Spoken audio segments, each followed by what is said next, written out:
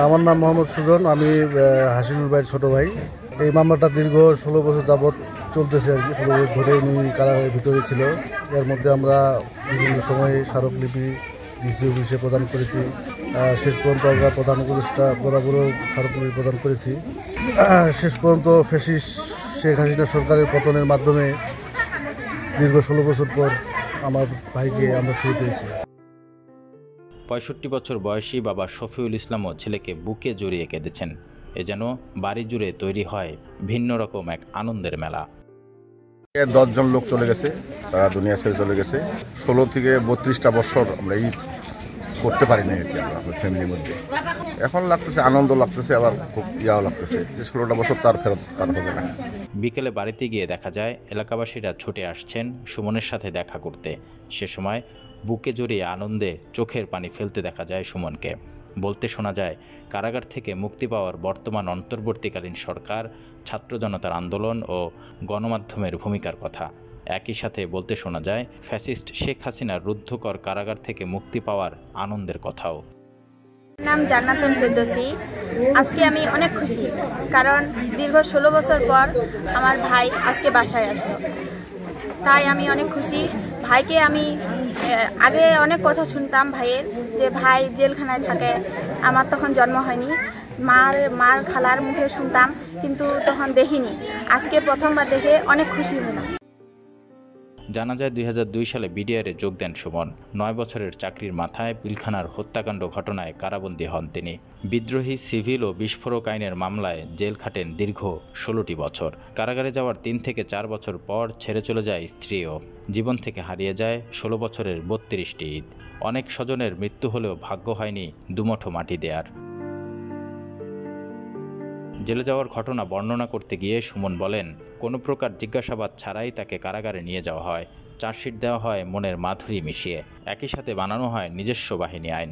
কোনো প্রকার নথি না দেখিয়েই সাজা দেওয়া হয় 7 বছরের, যেখানে সুমন আজও জানেন না কেন তার এই সাজা হয়েছিল। 2002 সালে বাংলাদেশ রাইফেলসে যোগদান করি। যোগদান শেষে আমি প্রথম ইউনিট ছিল আমার রাজশাহী। তারপর আমার ইউনিট বদলি হয়ে যায় পার্বত্য চট্টগ্রাম বান্দরবনের বলিপাড়ায়। সেখান থেকে রাইফেল সপ্তাহ উপলক্ষে আমরা 2009 সালে জানুয়ারি মাসের 9 তারিখে ঢাকা প্রবেশ করি একটা আমাদের বার্ষিক অনুষ্ঠান করার জন্য। সেই অনুষ্ঠানে আমরা প্রায় বাহির বেটলান হতে 4000 মতো সৈনিক এখানে উপস্থিত হই। তো সেই অনুষ্ঠান শেষ করে আমাদের 26 তারিখে যার নিজ ইউনিটে ফেরত চলে যাওয়ার কথা। কিন্তু এর মধ্যে 25 তারিখে একটা ঘটনা ঘটে যায়। ঘটনার পরে আমাদেরকে কোনো প্রকার জিজ্ঞাসাবাদ ছাড়াই, কোনো প্রকার জিজ্ঞাসাবাদ করেনি, ওদের ইচ্ছামতো তারা জেলে নিয়ে চলে গেল। সেখান থেকে ইচ্ছামতো চার্জশিট দিল, ইচ্ছামতো তারা একটা বাহিনী নিজস্ব আইন বানাইলো, আর যেখানে 7 বছর সাজা দিল। কোনো প্রকার নথি আমাদেরকে দেখানো হলো না যে কী কারণে আমাকে 7 বছর সাজা দিয়েছে। আমি আজও জানতে পারিনি যে 7 বছর সাজা আমার কোন অভিযোগের প্রেক্ষিতে হয়েছিল। শুধু এখানেই শেষ না, 7 বছরের সাজা শেষ হওয়ার পর নতুন করে সুমনের নামে মামলা হয় আরও 2টি। একটি হত্যা মামলা, অন্যটি বিস্ফোরক। যেখানে হত্যা মামলায় ভয় দেখিয়ে তৈরি করা হয় নতুন সাক্ষী। তবে 2013 সালে হত্যা মামলা থেকে মুক্তি পেলেও মুক্তি মেলেনি বিস্ফোরক মামলা থেকে। 2013 থেকে 2024 আরও 11 বছর জেল খাটতে হয় সুমনকে। সে সাজা শেষ করলাম। এই সাজা শেষ করার পরে আবার কথা দিল, মানে সিভিল আইনে 2টা মামলা করে, একটা হত্যা, একটা বিস্ফোরক। হত্যা মামলায় তারা নিজ ইচ্ছা মতো সাক্ষী বানালো। তাদের মন হলো যে তুমি সাক্ষী দাও, নালে জেলে যাও, এরকমভাবে সাক্ষী হলো। তো সাক্ষী দেওয়ার পরে সেই হত্যা মামলা থেকে আমি খালাস হলাম। 2013 সালে এই মামলা থেকে আমি খালাস পাই। খালাস পাওয়ার পরেও শুধুমাত্র একটা বিস্ফোরক মামলার মতো একটা মামলা দিয়ে আমাকে দীর্ঘ 13 সাল থেকে 25 সাল পর্যন্ত আমাকে আটক করে রাখছে ফ্যাসিস্ট হাসিনা সরকার। তারপরে যখন এই ছাত্র বিপ্লবের মাধ্যমে যখন এই শহীদ ভাইরা, আমাদের মুগ্ধ ভাইরা যখন নিজেদের জীবন বিপন্ন করে এই দেশকে আবার দ্বিতীয়বার স্বাধীন করলো, তারপরে আমরা আলোর মুখ দেখলাম। আলোর মুখ দেখার পরিপ্রেক্ষিতে আপনাদের সকলের অক্লান্ত পরিশ্রম, বিশেষ করে মিডিয়া জগৎ এবং আমাদের যে ছাত্র সম্মেলনগুলো আছেন, ইলিয়াস ভাই, বিশেষ করে আমরা স্মরণ করি ইলিয়াস ভাই, পিনাক্ষী ভাইয়ের কথা, যারা আমাদের আন্দোলনের নেতৃত্বে ছিলেন, এখনও যারা আমাদের জন্য লড়ে যাচ্ছেন। আমাদের দাবি এই রাষ্ট্রের কাছে যে আমি যে নির্যাতিত 16 বছর, এই নির্যাতিত 16 বছরের কোনো কিছু দিয়েই আমার এটা ক্ষতিপূরণ সম্ভব নয়। আপনাদের সকলের কাছে প্রশ্ন, আমাকে যে বিনা বিচারে অন্যায়ভাবে আমার মতো এখনও নিরীহ অনেক লোক জেলখানা কারাবন্দী হয়ে আছেন, যারা এখনও মুক্তি স্বাদ পেতে পারেননি।